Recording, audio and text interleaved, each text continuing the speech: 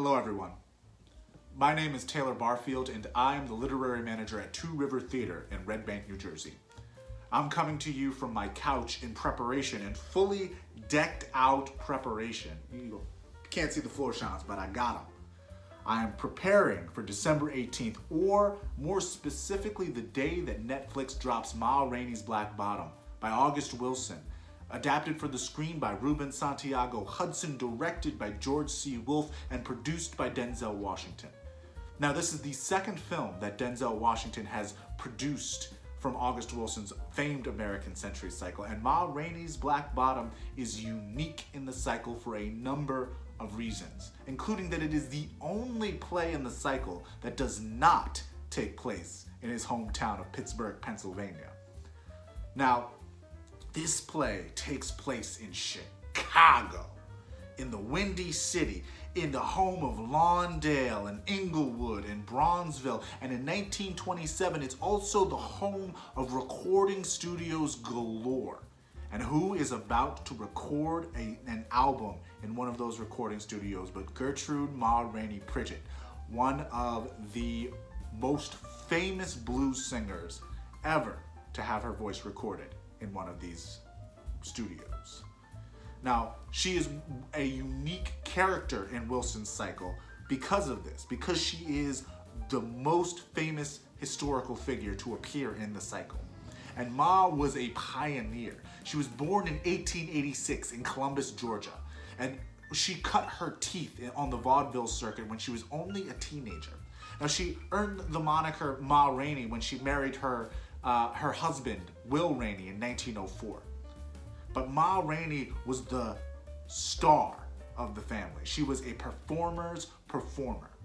And scholar John Wesley Work Jr. wrote after interviewing her in 1930 that she must be regarded as one of the most famous blues singers who ever appeared on the stage.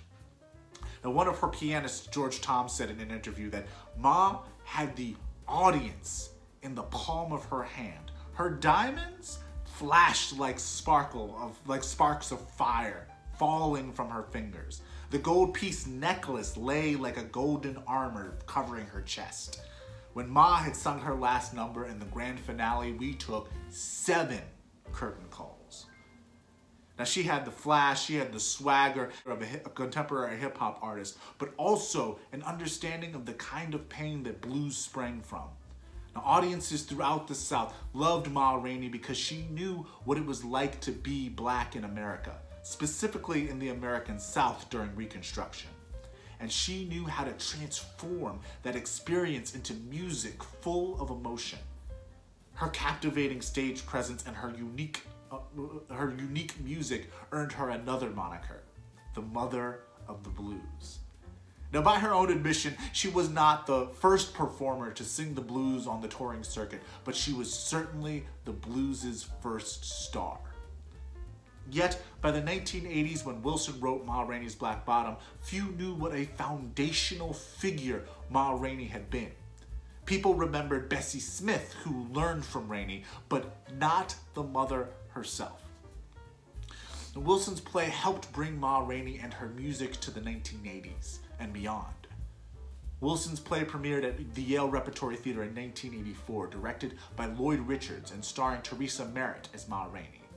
This film version stars Viola Davis in the titular role, who also starred in the film adaptation of Wilson's Fences opposite Denzel Washington. Now, this film is momentous and stars some other big names, including Michael Potts, Coleman Domingo, and the legend Glyn Turman. And the film will sadly be momentous for another reason, as it will be the final film appearance of the King, the late, great Chadwick Boseman, starring as Levy. And it's a must-see.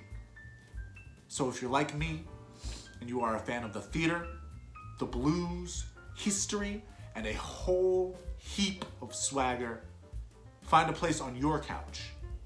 Get a fedora and some floor chimes. Make sure your Netflix bill is paid and catch Ma Rainey's Black Bottom on December 18th. Now, this has been your before film from Two River Theater. I'm out. Going to Chicago. Sorry, but I can't take you.